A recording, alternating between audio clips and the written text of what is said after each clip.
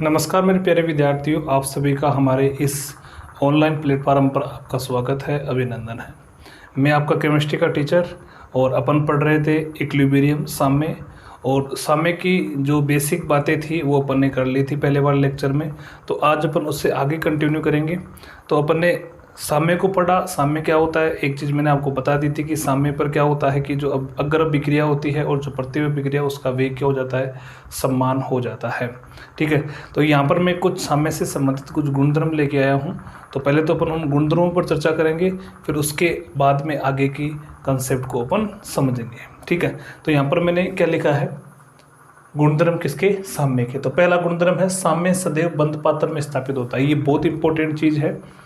हमेशा साम्य तभी स्थापित हो सकता है जब आप किसी उत्क्रमणीय अभिक्रिया को किस में कराओगे, बंद पात्र में कराओगे। जब पात्र खुला रहेगा तो साम्य स्थापित नहीं हो सकता, क्योंकि ऊष्मा जो होती है, ऐसी चीज़ें या जो गैसीय उत्पाद होता है, गैसीय विकराव होता है, वो वायुमंडल में बाहर निकल कर मिल सकता है। इसलिए ये बंद पात्र में ही साम्य स्थापित होता है, खुले पात्र में कभी साम्य स्थापित नहीं हो पाएगा। ये हमेशा उत्क्रमणीय अभिक्रिया में होता है, रिवर्सिबल जो रिएक्शन होती है उसी में ये स्थापित हो सकता है। जो इक्विलिब्रियम होता है उस पर टेम्परेचर, प्रेशर और कॉन्सेंट्रेशन और कलर, ये सभी जो मापनीय गुणधर्म होते हैं वो क्या हो जाते हैं, अपरिवर्तित होते हैं। इनमें किसी प्रकार का परिवर्तन नहीं होता है। कब, साम्य स्थापित होने के बाद में। साम्य स्थापित होने के बाद में ताप में भी परिवर्तन नहीं होगा, दाब में भी परिवर्तन नहीं होगा, सांद्रता में परिवर्तन नहीं होगा और रंग में भी क्या नहीं होगा, परिवर्तन नहीं होगा। अपरिवर्तनशील होते हैं ताप, दाब और सांद्रता। यदि आप इन तीनों में से किसी चीज़ में परिवर्तन करते हो तो साम्य भी क्या हो जाएगा, परिवर्तित हो जाएगा। साम्य में भी क्या हो जाएगा, चेंज आ जाएगा। अगली बात अपन करें, साम्य पर डेल जी का मान क्या होता है, 0 होता है। डेल जी क्या होता है, डेल जी ये अपन पढ़ेंगे किसमें, थर्मोडायनेमिक्स में। अभी आपको ये ध्यान रखना है कि इसको अपन गिब्स ऊर्जा परिवर्तन कहते हैं। और गिब्स ऊर्जा परिवर्तन जब इस अभिक्रिया साम्य में आ जाती है तो साम्य में आने के पश्चात गिब्स ऊर्जा परिवर्तन होता है वो क्या हो जाता है, शून्य हो जाता है। यानी गिब्स ऊर्जा में किसी प्रकार कोई परिवर्तन नहीं होता है। कब, जब अभिक्रिया साम्य में आ जाती है। उसके बाद में अभिकारक और उत्पाद की सांद्रता क्या हो जाती है, स्थिर हो जाती है। सांद्रता में किसी प्रकार कोई परिवर्तन नहीं होता है, ना सांद्रता बढ़ती है ना सांद्रता घटती है। इस चीज़ को पहले वाले लेक्चर में मैंने डिस्कस कर लिया था। साम्य पर उत्प्रेरक का कोई प्रभाव नहीं पड़ता। ये बहुत ही इंपॉर्टेंट चीज़ है, ये ध्यान रखना। उत्प्रेरक का प्रभाव नहीं पड़ता है। उत्प्रेरक का प्रभाव किस पर पड़ता है, साम्य स्थापित होने में लगने वाले समय पर प्रभाव पड़ता है, बल्कि साम्य पर कोई प्रभाव नहीं पड़ता। तो बहुत इंपॉर्टेंट चीज़ है, साम्य पर प्रभाव नहीं पड़ता है, लेकिन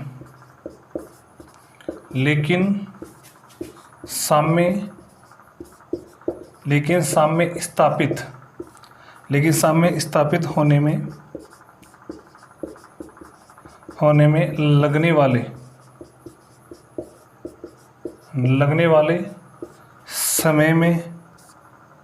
लगने वाले समय पर प्रभाव पड़ता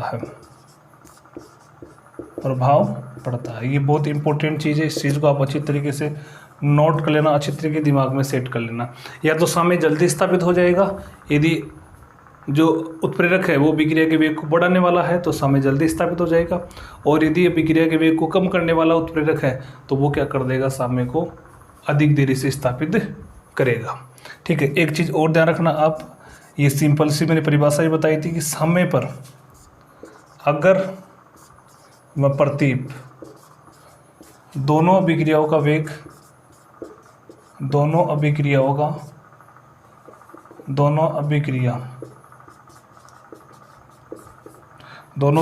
वेग क्या हो जाता है, समान हो जाता है।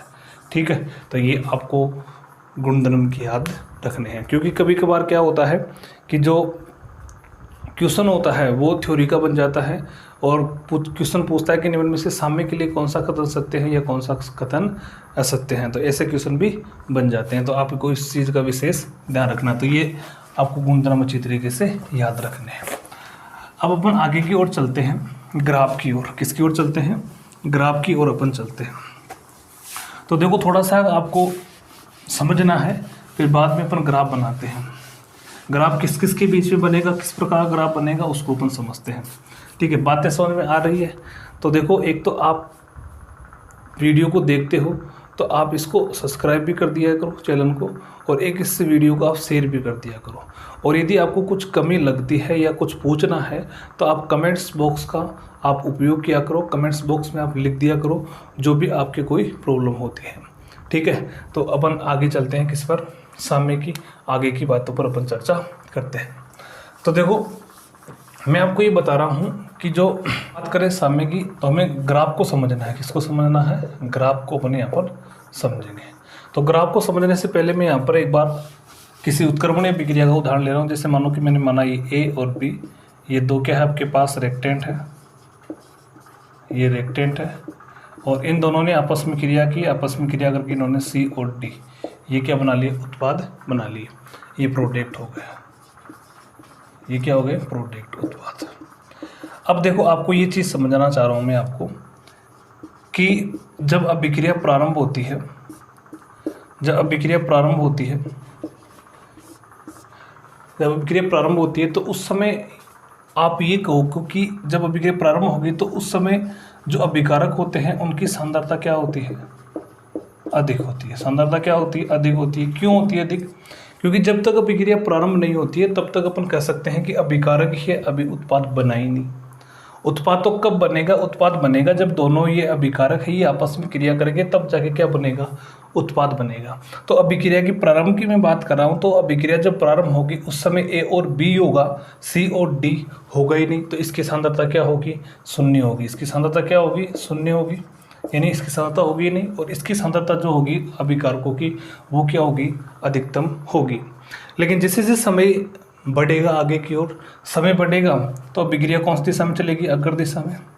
अग्र दिशा में चलेगी तो उत्पाद बनना चालू हो जाएगा। अब जो उत्पाद बनना चालू हो जाएगा तो मैं कह सकता हूँ कि उत्पादों की सांद्रता तो बढ़ेगी, क्योंकि ये दोनों क्रिया कर रहे हैं, ये दोनों क्रिया करके ये बना रहे हैं तो इनकी सांद्रता बढ़ेगी, और ये धीरे धीरे क्रिया करके ये बना रहे हैं तो इनकी सांद्रता में क्या हो जाएगी, कमी हो जाएगी। ये मैं आपको बताना चाह रहा हूँ।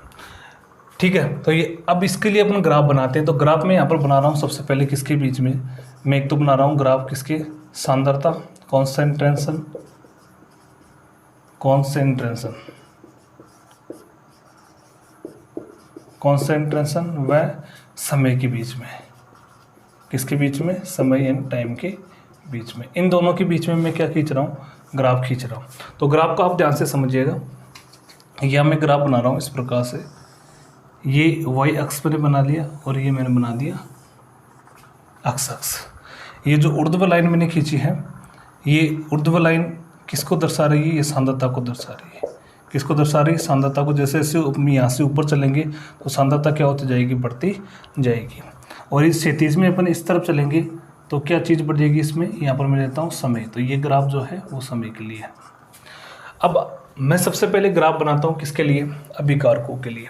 तो आप मुझे बताओगे कि अभिकारक जो होते हैं वो प्रारंभ में क्या होते हैं, अधिकतम होते हैं, तो इनकी सांद्रता क्या होगी, यहाँ पर सांद्रता शून्य है। और जैसे जैसे आप ऊपर चलोगे तो सांद्रता क्या हो जाएगी, बढ़ती जाएगी। तो आप ये बताओ कि अभिकारक जब अभिक्रिया प्रारंभ होती है उस समय अभिकारक तो क्या होते हैं, अधिकतम होते हैं। तो यहाँ पर मैंने अभिकारकों की सांद्रता मान ली है। जैसे जैसे समय बढ़ेगा, समय बढ़ेगा तो ये घटता जाएगा, ये क्या हो जाएगा, घटता जाएगा। तो समय इस तरफ चलेंगे तो बढ़ेगा। तो मैं इसको इस प्रकार बना दूं कि इस प्रकार से आपके पास क्या होगा, जैसे जैसे समय बढ़ेगा वैसे वैसे क्या हो जाएगी, सांद्रता घटती जाएगी। सांद्रता क्या हो जाएगी, घटती जाएगी। इस प्रकार से ये जो ग्राफ बनाया मैंने वो किसका बना है, अभिकारकों के लिए। किसके लिए, अभिकारकों के लिए ये ग्राफ बना है। ठीक है, इसको मैं थोड़ा सा सही तरीके से बना देता हूँ। इस प्रकार से ग्राफ बनेगा इसका, ऐसे। इसकी सांद्रता क्या हो जाएगी, घटती जाएगी। तो ये किसके लिए है, ये हो गए अभिकारकों के लिए। किसके लिए, अभिकारकों के लिए। फिर मैं बात करूँ उत्पादों की, तो उत्पाद तो प्रारंभ में क्या होते हैं, प्रारंभ में क्या होते हैं, शून्य होते हैं। उत्पादों की सांद्रता प्रारंभ में क्या होगी, शून्य होगी। आ रही बात समझ में। अब जैसे समय बढ़ेगा तो ये बनना चालू हो जाएंगे, और ये बनेंगे तो इनकी सांद्रता क्या हो जाएगी, धीरे धीरे बढ़ेगी। तो इनमें जैसे समय गुजरेगा, समय गुजरने पर क्या होगा कि उत्पादों की जो सांद्रता है वो क्या हो जाएगी, बढ़ती जाएगी। और ऐसे बढ़ेगा ग्राफ, इसका ग्राफ इस प्रकार से बनेगा। और इसका ग्राफ इस प्रकार से बनता हुआ यहाँ पर जाके इस प्रकार से हो जाएगा। तो ये किसके लिए हो गया, ये हो गया उत्पादों के लिए। किसके लिए हो गया, उत्पादों के लिए। अब देखो आपको यहाँ पर इस समय के पश्चात आपको दिख रहा होगा, इस समय के पश्चात अपन देखें तो ये जो ग्राफ है, ये ग्राफ ना तो ऊपर की ओर जा रहा है और ना ही ये ग्राफ किसकी ओर आ रहा है, नीचे की ओर आ रहा है।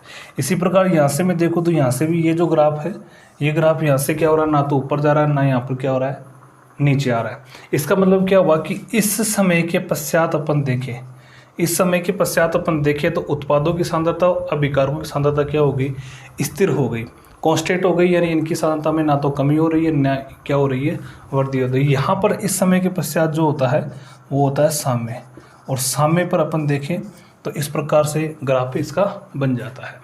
तो ये हो गया सांद्रता और किसके बीच में, समय के बीच में ग्राफ में।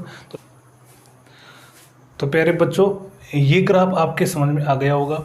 तो इस प्रकार का ग्राफ भी कभी कभार दे देता है, और यानी आपको क्या पूछता है कि जैसे ग्राफ दे देता है, 4 ऑप्शनों में ग्राफ देता है और आपसे पूछता है कि साम्य के लिए कौन सा ग्राफ सत्य है, कौन सा ग्राफ सही है या कौन सा ग्राफ सत्य है।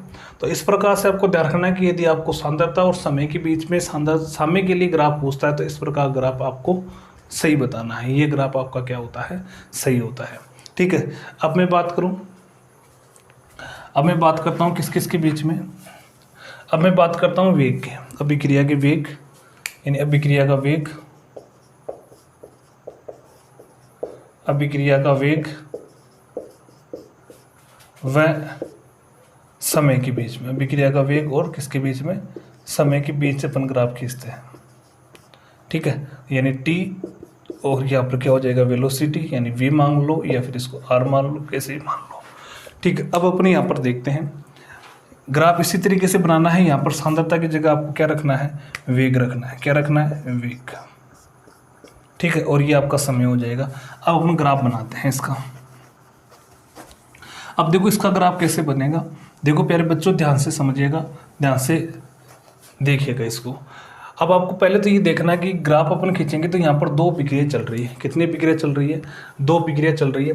और आपको इस चीज़ का पता होगा, मैंने आपको अच्छी तरीके से बताया था कि साम्य पर क्या होता है, साम्य पर अग्र अभिक्रिया, अग्र अभिक्रिया का वेग, अग्र अभिक्रिया का वेग बराबर क्या होता है, प्रतीप अभिक्रिया का वेग, प्रतीप अभिक्रिया का वेग ये होता है।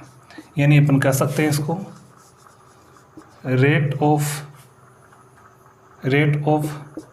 फॉरवर्ड डायरेक्शन, और ये हो जाएगा रेट ऑफ बैकवर्ड डायरेक्शन। इन दोनों का वेग क्या होता है, समान होता है। ये अपन को पता है किस पर, साम्य पर। ये बात समझ में आ रही होगी, तो ध्यान से समझिएगा प्यारे बच्चों। यहाँ पर अपन ये बात समझ ली। अब हम यहाँ पर अपन बात करते हैं कि अग्र अभिक्रिया कौन सी होती है, प्रत्यय अभिक्रिया कौन सी होती है। अभिकारकों से उत्पाद बनने वाली ये जो अभिक्रिया आपको दिख रही है ये होती है कौन सी, अग्र अभिक्रिया। और ये जो अभिक्रिया होती है वो कौन सी होती है, प्रत्यय अभिक्रिया।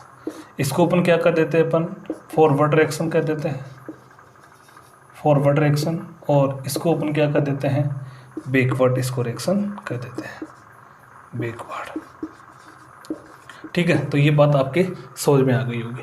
अब देखो क्या होता है, जब शुरू में अभिकारक होता है, उत्पाद नहीं होता है, तो अपन कह सकते हैं कि जल्दी जल्दी अभिकारकों से क्या बनना चालू होता है, उत्पाद बनना चालू होता है। तो मैं कह सकता हूँ कि प्रारंभ में जो अग्र अभिक्रिया होती है उसका वेग क्या होता है, अधिकतम होता है। अग्र अभिक्रिया का वेग क्या होता है, अधिकतम होता है। जैसे जैसे अभिकारकों की सांद्रता घटती है वैसे वैसे अग्र अभिक्रिया का वेग भी क्या हो जाता है, बढ़ता जाता है। लेकिन जैसे समय बढ़ता है वैसे वैसे सी और डी यानी जो उत्पाद होते हैं उनकी सांद्रता बढ़ती जाती है और इसकी सांद्रता घटती जाती है। जैसे इनकी सांद्रता ज़्यादा होती है तो अभिक्रिया उल्टी होना प्रारंभ हो जाती है, यानी कौन सी दिशा में, उत्पाद से अभिकारक की ओर चलना शुरू हो जाती है। तो प्रारंभ में तो ये अभिक्रिया बहुत धीमी होती है प्रतीप, लेकिन जैसे जैसे इन दोनों की सांद्रता बढ़ती है वैसे वैसे प्रतीप अभिक्रिया का वेग भी क्या हो जाएगा, बढ़ता जाएगा। यानी मैं कह सकता हूँ कि प्रारंभ में तो अग्र अभिक्रिया का वेग अधिक होता है और बाद में अग्र अभिक्रिया का वेग धीरे धीरे कम होता है, फिर बाद में प्रतीप अभिक्रिया का वेग क्या होता है, धीरे धीरे बढ़ना चालू हो जाता है। तो मैं यहाँ पर लिख रहा हूँ। तो सबसे पहले आप मुझे बताओ कि सबसे पहले ज़्यादा वेग कौन सी अभिक्रिया का होगा? अग्र अभिक्रिया का प्रारंभ में। तो यहाँ पर समय है 0, तो जब अभिक्रिया प्रारंभ होगी तो उस समय अग्र अभिक्रिया का वेग क्या होगा? अधिकतम होगा। तो इसका इस प्रकार से ग्राफ बनाओ, और जैसे समय गुजरेगा वैसे वैसे क्या होता जाएगा? वैसे वैसे क्या हो जाएगा? वेग कम होता जाएगा। तो ये मैंने बना दिया कौन सी अभिक्रिया के लिए? अग्र अभिक्रिया, या मैं कह सकता हूँ फॉरवर्ड रिएक्शन। ये कौन सी अभिक्रिया के लिए? फॉरवर्ड रिएक्शन अभिक्रिया। अब मैं बनाऊँ किसके लिए? अब मैं बना देता हूँ किसके लिए? किसके लिए? कौन सी अभिक्रिया है? प्रतिवर्ती अभिक्रिया। तो प्रतिवर्ती अभिक्रिया का वेग क्या होगा? प्रारंभ में तो 0 होगा, लेकिन जैसे समय गुजरेगा, समय गुजरने पर इसका वेग धीरे धीरे क्या हो जाएगा? बढ़ता जाएगा, और बढ़ता बढ़ता इस प्रकार से हो जाएगा, और यहाँ पर इस प्रकार की सिचुएशन आ जाती है। तो ये जो ग्राफ बनाया है वो कौन सी अभिक्रिया के लिए बनाया है? प्रतिवर्ती अभिक्रिया, या इसको अपन कह सकते हैं बैकवर्ड रिएक्शन। बैकवर्ड रिएक्शन, ठीक है। तो अब मेरे हिसाब से आपके समझ में आ गया होगा कि यहाँ पर इस बिंदु के बाद में इस समय के पश्चात अपन देखें तो दोनों अभिक्रियाओं का जो वेग है वो क्या आ रहा है? समान आ रहा है। ये रहा वेग, तो दोनों अभिक्रियाओं का वेग इस समय के पश्चात क्या आ रहा है? समान आ रहा है। तो यहाँ इस समय के पश्चात ये जो स्थिति है वो कौन सी स्थिति है? साम्य की स्थिति है। किसकी स्थिति है? साम्य की स्थिति है। ये किसकी स्थिति है? साम्य की स्थिति। तो इस प्रकार से अपन देखें तो वेग और समय के बीच में ग्राफ बनना चाहिए, तो इस प्रकार का ग्राफ हमें प्राप्त होता है। तो ये बात मेरे हिसाब से आपकी समझ में आ गई होगी बच्चों कि इस प्रकार का ग्राफ बनता है किसके? वेग और समय के बीच में। अग्र अभिक्रिया का वेग पहले प्रारंभ में अधिक होता है, प्रतिवर्ती अभिक्रिया का वेग प्रारंभ में कम होता है। जैसे समय गुजरता अग्र रिएक्शन का जो अभिक्रिया का वेग होता है वो घटता जाता है, और प्रतिवर्ती का क्या हो जाता है? बढ़ता जाता है। जैसे साम्य आएगा, साम्य स्थापित होते ही दोनों अभिक्रियाओं का वेग क्या हो जाएगा? समान हो जाता है, ठीक है। तो इस अभिक्रिया में देखो, आपको यदि इस प्रकार ग्राफ देता है, आपको सत्य ग्राफ छाटने के लिए कहता है कौन सा ग्राफ सही है, ऐसी बात यदि करता है, तो इस प्रकार के ग्राफ में आपको क्या चेंज कर सकता है? यहाँ पर अग्र की जगह क्या दे सकता है? प्रतिवर्ती दे सकता है। यहाँ पर प्रतिवर्ती की जगह क्या दे सकता है? अग्र दे सकता है। ये चीज़ उल्टी कर सकता है।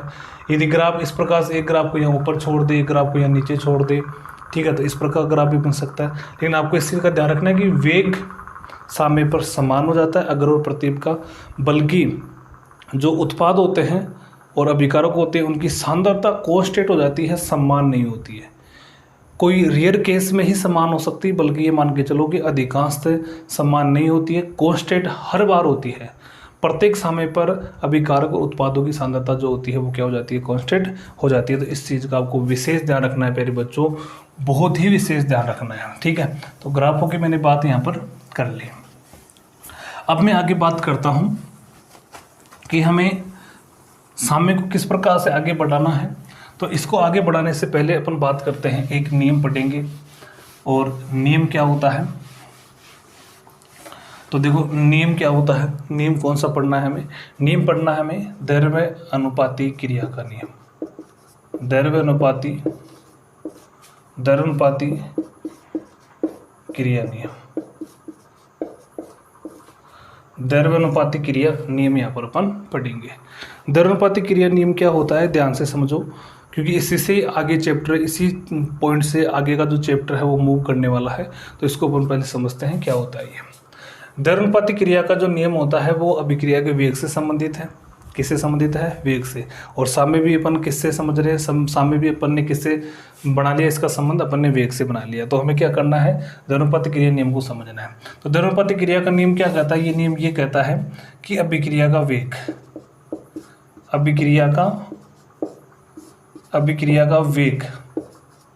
अभिक्रिया का जो वेग होता है वो अभिकारकों की, किसकी? अभिकारकों की सक्रिय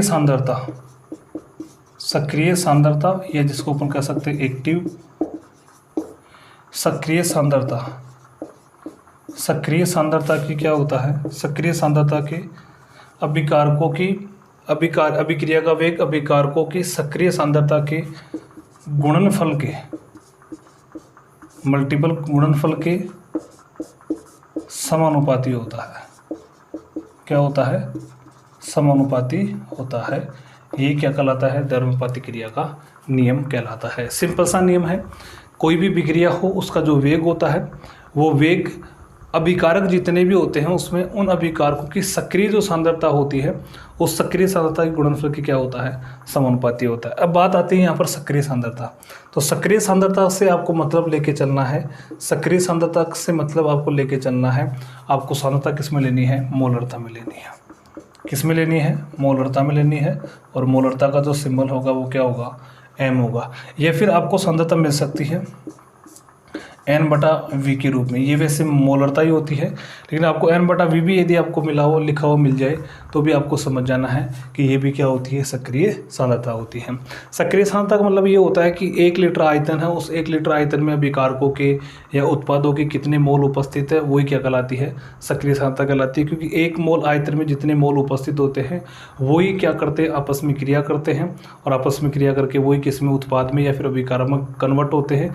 इसलिए 1 लीटर में जितना मोल उपस्थित होता है वही क्या माना जाता है, सक्रिय सांद्रता मानी जाती है। इसलिए आपको ध्यान रखना है कि सक्रिय सांद्रता का मतलब आपको मोलरता में सांद्रता क्या करनी है, आपको कंसीडर करनी है। ठीक है, यहाँ की बातें आपके समझ में आ गई। जैसे एग्जाम्पल अपन बात करें, जैसे ये विक्रिया लिख रहा हूँ मैंने एक एग्जाम्पल ले लिया, जैसे A+B और यहाँ पर लिखा मैंने C और D। ठीक है, ध्यान से समझना। तो आपके पास 2 विक्रिया यहाँ पर हो रही है। यहाँ पर ऊपर वाली जो विक्रिया है वो तो कौन सी है, फॉरवर्ड रिएक्शन है। कौन सी है, फॉरवर्ड रिएक्शन है। और जो नीचे वाली विक्रिया वो कौन सी है, बैकवर्ड रिएक्शन है। कौन सी है, बैकवर्ड रिएक्शन है। ये बात मेरे हिसाब से समझ में आ रही होगी।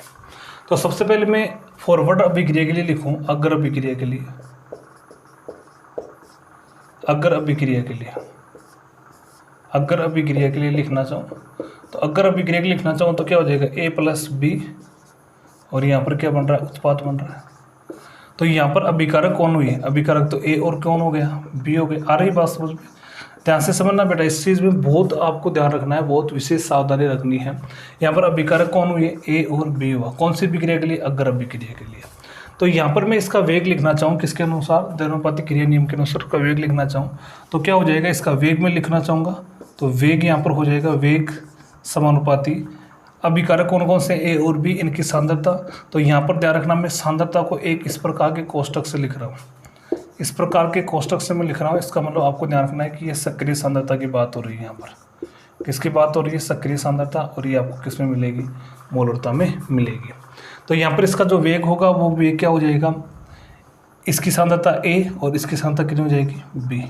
इन दोनों की अभिकारकों की दोनों की सांद्रता क्या हो जाएगा, गुणनफल के क्या हो जाएगा, समानुपाती हो जाएगा। कौन, वेग हो जाएगा। कौन, वेग। कौन सी अभिक्रिया के लिए, अग्र अभिक्रिया के लिए। इसको मैं शॉर्ट में लिखना चाहूँ, शॉर्ट में इसलिए देता हूँ R। और कौन सी अभिक्रिया के लिए, ये है फॉरवर्ड रिएक्शन के लिए, यहाँ नीचे लगा देता हूँ मैं F और यहाँ पर क्या हो जाएगा A और ये इसका मल्टीपल हो जाएगा कौन, B। यदि मैं यहाँ से इसके समानुपाती चिन्ह को उठाना चाहूँ तो यहाँ पर एक एक क्या मिलेगा मुझे, कांस्टेंट मिलेगा, और इस कांस्टेंट को मैं यहाँ पर K लिख देता हूँ और यहाँ पर हो जाएगा A और यहाँ पर क्या हो जाएगा, B हो जाएगा। तो इस चीज़ को आप नोट कर लो। ये मैंने यहाँ पर नंबर दे दिया, एक कौन सा, समीकरण नंबर 1। यहाँ पर मैं दोनों चीज़ों को साथ में लेकर चल रहा हूँ। आपका ये द्रव्यानुपातिक क्रिया का नियम भी आपके समझ में आ जाएगा और बाकी जो चीज़ है उसको भी अपन आगे लेके चलेंगे। हमें यहाँ पर आपको क्या निकालना है, एक साम्य स्थिरांक निकालना है। तो साम्य स्थिरांक निकालने तक भी मैं यहाँ की प्रक्रिया आपके साथ लेके चल रहा हूँ। ठीक है, यहाँ तक की बातें समझ में आ गई बच्चों। अब बात करते हैं आगे। ये कौन सी अभिक्रिया के लिए की मैंने, अब अगर अभिक्रिया के लिए बात की। अब मैं करता हूँ कौन सी अभिक्रिया के लिए, बैकवर्ड अभिक्रिया के लिए। अब मैं बात करता हूँ प्रतीप अभिक्रिया के लिए, प्रतीप अभिक्रिया के लिए, प्रतीप अभिक्रिया के लिए। तो प्रतीप अभिक्रिया के लिए मैं क्या लगाऊंगा, आ रही बात समझ में, ध्यान से समझना। अब प्रतीप अभिक्रिया के लिए मैं देखूँ तो प्रतीप अभिक्रिया के लिए लग रहा है मुझे कि C+D ये हो रहा है और यहाँ पर क्या बन रहा है, उत्पाद। क्योंकि अब ये दोनों क्रिया कर रहे हैं अगर अभिक्रिया के लिए, तो ये दोनों अभिकारक थे। और प्रतीप अभिक्रिया के लिए क्योंकि अभिक्रिया यहाँ से इस साइड में जा रही है, इसका मतलब ये तो यहाँ पर अभिकारक है और ये क्या है, अब की बार उत्पाद है। पहले जो अभिकारक थे वो उत्पाद बन गए, जो पहले उत्पाद थे वो क्या बन गए, अभिकारक बन गए। तो मैं अगर अभिक्रिया को इस प्रकार से लिख रहा हूँ C+D, ये यहाँ पर क्या है, ये अभिकारक है, ये क्या है, अभिकारक। यहाँ पर थोड़ा सा ध्यान रखना है, यहाँ पर कन्फ्यूजन नहीं होना है। और वैसे A और B अपन देखें तो वो क्या बनेंगे, यहाँ पर उत्पाद बनेंगे, तो मैं इनको नहीं लिख रहा। अब यहाँ पर द्रव्यानुपाती क्रिया का नियम लगाता हूँ मैं। कौन सा लगाता हूँ? द्रव्यानुपाती क्रिया नियम। द्रव्यानुपाती क्रिया नियम क्या कहता है? द्रव्यानुपाती क्रिया नियम वही बात अभी अपन ने पढ़ा था। क्या कहता है द्रव्यानुपाती क्रिया नियम? कि जो अभिक्रिया का वेग होगा वो वेग अभिकारकों की संकीर्ण सांद्रता। अभिकारक कौन कौन से आपके पास? सी है और कौन है? डी है। ठीक है, इसको मैं शॉर्ट में लिखना चाहूँ तो आर और क्या हो जाएगा, यहाँ पर बैकवर्ड अभिक्रिया है तो यहाँ पर क्या लगा देता हूँ? बी लगा देता हूँ। और वही समानुपाती, और ये हो जाएगा सी, और ये क्या हो जाएगा? डी हो जाएगा। समानुपाती जिनको मैं हटाना चाहिए तो यहाँ पर एक नियतांक आ जाएगा, और इसको मैं शॉर्ट में लिख देता हूँ के बी, और वही आ जाएगा सी, और क्या हो जाएगा? डी यहाँ पर हो जाएगा। इसको देता हूँ समीकरण नंबर में क्या? 2 यहाँ पर दे देता हूँ। तो ये तो हो गया आपके पास कौन सी अभिक्रिया के लिए? बैकवर्ड अभिक्रिया के लिए। और ये हो गया कौन सी अभिक्रिया के लिए? आपको कौन सी अभिक्रिया के लिए? फॉरवर्ड रिएक्शन अभिक्रिया के लिए। तो ये बातें मेरे हिसाब से आपके समझ में आ गई होगी। अब अपन बात करते हैं साम्य की। साम्य क्या कहता है? इन दोनों समीकरणों को मैं एक जगह कर देता हूँ, दोनों समीकरणों को एक जगह। इस समीकरण को मिटा देता हूँ इधर वाले को, और मैं इस समीकरण को यहाँ लिख देता हूँ। कौन सा है समीकरण? आर बी और क्या हो जाएगा? के बी, और यहाँ पर हो जाएगा सी, और यहाँ पर क्या हो जाएगा? यहाँ पर सी, और यहाँ पर हो जाएगा आपके पास डी। ये समीकरण आ गया था अपने पास, और ये हो गया समीकरण नंबर 2 हो गया था। तो अपन ने यहाँ पर द्रव्यानुपाती की जो क्रिया का नियम था उसको अपन ने अगर और प्रतिप दोनों अभिक्रियाओं के लिए यहाँ पर लगा दिया। अब बात करते हैं, मैं साम्य पर ने अच्छी तरीके से पढ़ा है। तो साम्य की मैं बात करूँ तो साम्य पर क्या होगा? साम्य पर आप कहोगे कि अकर अभिक्रिया का वेग और प्रतिप अभिक्रिया का वेग, यानी ये होता है साम्य पर। अगर अभिक्रिया का वेग और बैकवर्ड अभिक्रिया का वेग क्या होता है? इक्वल होता है। दोनों का वेग क्या होता है? बराबर होता है। तो यहाँ पर आपको आर एफ और आर बी इन दोनों का मान यहाँ से रखना है। तो आपको यहाँ से रखूँगा तो मैं यहाँ पर रखूँगा के एफ बराबर क्या? के एफ और क्या हो जाएगा? ए, और ये हो जाएगा बी बराबर। आर बी का मान रखो तो ये हो जाएगा के बी, और क्या हो जाएगा? सी, और क्या हो जाएगा? डी हो जाएगा। अब मैं क्या करूं, इसको तो ले जाऊं इस तरफ, इसका इधर भाग दे दूं, और इन दोनों का दे दूं इस तरफ भाग। तो क्या बनेगा मेरे पास? कि एफ अपॉन क्या बन जाएगा? के बी बराबर, और क्या हो जाएगा? सी, और यहाँ पर क्या हो जाएगा? डी अपॉन क्या हो जाएगा? ए की सांद्रता, और किसकी सांद्रता हो जाएगी? बी की सांद्रता। ये भी कांस्टेंट है और ये भी कांस्टेंट है। इन दोनों कांस्टेंटों से मैं एक नया कांस्टेंट बना दूं, और इस नए कांस्टेंट को मैं यहाँ पर नाम दे देता हूँ क्या? के सी। तो मेरे पास के सी बराबर क्या हो जाएगा? सी, और क्या हो जाएगा? डी बटा ए, और क्या हो जाएगा? यहाँ पर बी हो जाएगा। यहाँ जो के सी है, यहाँ के सी जो है वो के सी एक स्थिरांक है। क्या है? स्थिरांक है, जिसे साम्य अवस्था स्थिरांक कहा जाता है। जिसे साम्य अवस्था क्या कहा जाता है? स्थिरांक कहा जाता है। ठीक है, तो ये कैसे यहाँ पर एक साम्य अवस्था स्थिरांक यहाँ पर आपके पास निकल के आ गया। तो केसी की अपन ने बात की, केसी कैसे आया? इस प्रकार से अपन ने लिखा इसको।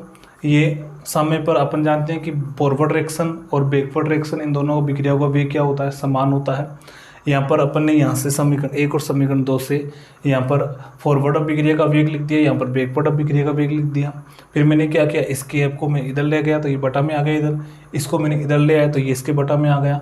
ये दोनों क्या होते हैं? एक कांस्टेंट होते हैं। तो कांस्टेंट में कांस्टेंट को यदि आप डिवाइड करोगे, कांस्टेंट में कांस्टेंट का भाग दोगे तो आपको एक नया कांस्टेंट मिल जाएगा, जिसको मैंने यहाँ पर क्या मान लिया? केसी मान लिया। ये भी साम्य अवस्था इस तरह वैसे स्थिरांक के होते हैं, ये वेग स्थिरांक होते हैं, और ये क्या होते हैं आपके पास? ये साम्य अवस्था स्थिरांक होता है। तो ये आपके पास नए स्थिरांक है जिसको अपन क्या कहते हैं? एक स्थिरांक है जिसे साम्य अवस्था स्थिरांक कहा जाता है। यहाँ तक की बातें मेरे हिसाब से समझ में आ गई। तो यहाँ पर मैंने इसको मैं शॉर्ट में लिखना चाहूँ तो यहाँ पर लिख सकता हूँ। ये क्या होते हैं भाई? ये अभिकारक होते हैं। तो अभिकारकों की सांद्रता, अभिकारकों की सांद्रता बटा क्या हो जाएगा? उत्पादों की सांद्रता। सॉरी, ऊपर आएंगे उत्पादों की सांद्रता, और नीचे क्या हो जाएंगे? अभिकारकों की सांद्रता। ध्यान रखना, कभी भी आपको किसी भी अभिक्रिया के लिए अभिकारकों की सांद्रता। ठीक है, तो ये बात मेरे हिसाब से आपके समझ में आ गई होगी। अब मैं एक चीज़ आपको और बताना चाह रहा हूँ कि आपको कोई सिंपल अभिक्रिया हो तो उसके लिए अपन यदि साम्यावस्था स्थिरांक लिखना चाहें तो इस तरीके से अपन क्या कर सकते हैं, साम्यावस्था स्थिरांक को लिख सकते हैं। लेकिन यदि कोई अभिक्रिया ऐसी हो जिसमें क्या हो, स्टोइकियोमेट्रिक गुणांक उपस्थित हो, क्या हो, स्टोइकियोमेट्रिक गुणांक, जब रिएक्शन में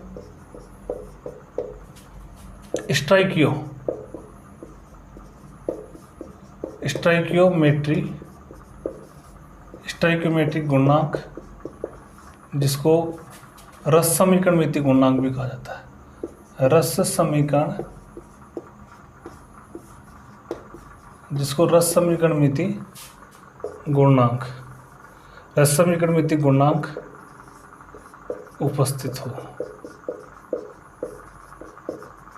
यानी जब रिएक्शन में या अभिक्रिया में स्टोइकियोमेट्रिक गुणांक उपस्थित हो तो उस समय आपको यदि कैसे निकालना हो, साम्यावस्था स्थिरांक निकालना हो, तो अपन किस प्रकार से निकालेंगे, यहाँ पर इस चीज़ को थोड़ा सा ध्यान से समझिएगा। जैसे मानो कि ये अभिक्रिया ले ली मैंने, जैसे मानो कि ए और इसका स्टोइकियोमेट्रिक गुणांक क्या है, बी है, ए है, ये बी है और इसका स्टोइकियोमेट्रिक गुणांक क्या मान लिया हमने, स्मॉल बी मान लिया, और ये एक उत्क्रमणीय अभिक्रिया है और इसमें सी और इसका स्टोइकियोमेट्रिक गुणांक स्मॉल सी, और यहाँ पर डी उत्पाद है, इसका स्टोइकियोमेट्रिक गुणांक क्या मान लिया मैंने, डी मान लिया। तो इसके लिए यदि आपको कैसे निकालना हो, क्या निकालना हो, कैसी साम्यावस्था स्थिरांक निकालना हो, तो आपको ध्यान रखना है कि जो अपन क्या कर रहे थे अभी तक अपन क्या कर रहे थे, ऊपर तो लिख रहे थे किसकी, उत्पादों की सांद्रता का गुणनफल, और नीचे किसका आ रहा था, अभिकारकों की। तो अभिकारक कौन है, ए, और यहाँ पर कौन है, बी। तो ऊपर तो आ गया उत्पादों की सांद्रता का गुणनफल और नीचे क्या आ जाएगा, अभिकारकों की सांद्रता का गुणनफल आ जाएगा। लेकिन जब स्टोइकियोमेट्रिक गुणांक ए बी सी और डी, यहाँ पर मैं लिख देता हूँ, यहाँ ए बी सी और डी क्या है, स्टोइकियोमेट्रिक गुणांक है, क्या है, स्टोइकियोमेट्रिक गुणांक है। ये आपको ध्यान रखना है। ये बात समझ में आ रही है। तो जब स्टोइकियोमेट्रिक गुणांक उपस्थित होते हैं तो उनका क्या करना है, इस चीज़ को समझना है। तो जितने भी स्टोइकियोमेट्रिक गुणांक होते हैं उनको उन्हीं के सांद्रता पदों के क्या लगा दो, घातांक लगा दो। तो इस ए का स्टोइकियोमेट्रिक गुणांक क्या है, ए, तो इसको ए के पावर लगा दो। बी का क्या है, बी, तो इसको यहाँ लगा दो। और इसका स्टोइकियोमेट्रिक गुणांक क्या है, सी, इसको सी यहाँ लगा दो, इसको यहाँ लगा दो। तो इतनी सी चीज़ आपको क्या करनी है, ध्यान रखनी है। जब स्टोइकियोमेट्रिक गुणांक उपस्थित होते हैं तो उनको आपको क्या करना है, जो उनके सांद्रता पद होते हैं उन्हीं की क्या लगानी होती है, आपको पावर लगानी होती है। ठीक है, आ रही बात समझ में, मेरे हिसाब से प्यारे बच्चों आ रही होगी बात समझ में। ठीक है, अब अपन क्या करते हैं, ये बातें अपन ने सीखी। अब यदि आपको किसी अभिक्रिया के लिए डायरेक्ट यदि साम्यावस्था स्थिरांक के लिए आपको समीकरण लिखना है तो कैसे लिखोगे, तो यहाँ पर मैं कुछ एग्जाम्पल ले रहा हूँ, उस एग्जाम्पल के द्वारा ये चीज़ें आपकी क्लियर हो जाएगी। तो यहाँ पर मैं लिख रहा हूँ एग्जाम्पल, कौन सा एग्जाम्पल ले रहा हूँ ध्यान से समझना। जैसे मानो कि मैंने ये ले लिया H2 + I2, ये एग्जाम्पल अपन ने पहले वाले लेक्चर में भी इसको समझा था, 2HI।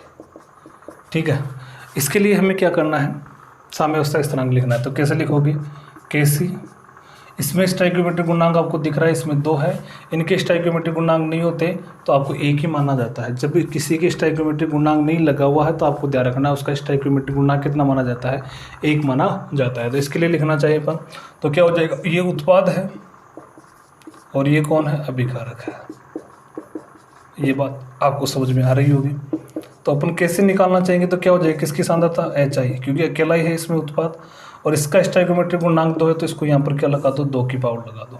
इधर कौन है, H2 है, तो H2 की सांद्रता हो जाएगी, और इधर कौन है, I2, इसकी सांद्रता हो जाएगी। ये लो, ये इसके लिए क्या हो गया, साम्यावस्था स्थिरांक हो गया। ठीक है, यहाँ तक की बातें मेरे हिसाब से कंप्लीट समझ में आ गई होगी। और अपन लिखना चाहे तो और अपन ले लेते हैं, एक एग्जाम्पल और ले लेते हैं। ठीक है, तो अपन एग्जाम्पलों के द्वारा इस चीज़ को समझेंगे तो मेरे हिसाब से ये बहुत अच्छी तरीके से आपकी क्लियर हो जाएगी। एक एग्जाम्पल और ले रहा हूँ मैं, जैसे लिया मैंने N2 + 3H2, और ये ले लिया मैंने यहाँ पर क्या, 2NH3, अमोनिया के निर्माण की हेबर विधि होती है। इसके लिए यदि मैं कैसे निकालना चाहूँ तो इसके लिए कैसे निकालूंगा, तो क्या हो जाएगा, उत्पाद कौन है, NH3 है, और इसका क्या हो जाएगा, पावर 2 हो जाएगी, क्योंकि इसका स्टोइकियोमेट्रिक गुणांक कितना है, 2 है। इसी प्रकार कौन है, इधर N2 है और इधर कौन है, H2 है। तो H2 में अपन देखें तो इसका स्टोइकियोमेट्रिक गुणांक कितना है 3, तो यहाँ पर क्या लगा देंगे 3 लगा देंगे। ये लो, ये इसके लिए क्या हो गया साम्यावस्था स्थिरांक और इसके सांद्रता पदों में क्या हो गया संबंध हो गया। तो ठीक है, यहाँ तक की बात है मेरे हिसाब से आपके समझ में आ गई होगी। अब बात करते हैं अपन आगे क्या बात करनी है। अब मैं 2-3 चीज़ें आपको नोट में लिखा रहा हूँ, बहुत इंपॉर्टेंट चीज़ लिखा रहा हूँ, ध्यान से समझिएगा, क्योंकि अक्सर जो बच्चे गलती करते हैं वो यही करते हैं और ऐसे ही क्वेश्चन बनते हैं जेट और जैसे ICAR नीट ऐसी जो एग्ज़ाम होती है उनमें इस प्रकार के क्वेश्चन बनते हैं। तो बच्चे गलती कहाँ करते हैं उस चीज़ को मैं आपको नोट करवा रहा हूँ, तो आप इसको नोट करके लिखिएगा। क्या लिखोगे? सबसे पहली चीज़, ये जो अपन ने लिखा है, ऐसे जो पद अपन लिखते हैं साम्यावस्था स्थिरांक के लिए, उसमें आपको ध्यान रखना है कि एक तो जो शुद्ध पदार्थ होता है, शुद्ध पदार्थ व ठोस पदार्थ, शुद्ध पदार्थ व ठोस पदार्थ की सांद्रता, शुद्ध पदार्थ व ठोस पदार्थ की सांद्रता नहीं लिखी जाती है, सांद्रता नहीं लिखी जाती है, नहीं लिखी जाती है, नहीं ली जाती है, नहीं ली जाती है, ऐसे भी लिख सकते हो आप, नहीं ली जाती है। क्यों नहीं ली जाती इसका कारण, बहुत इंपॉर्टेंट चीज़ बता रहा हूँ। शुद्ध पदार्थ हो और कोई ठोस पदार्थ हो तो उसकी सांद्रता नहीं लिखी जाती है, नहीं लिखी जाती। क्यों नहीं लिखी जाती है? इसका कारण होता है, कारण इसका ये होता है कि शुद्ध पदार्थ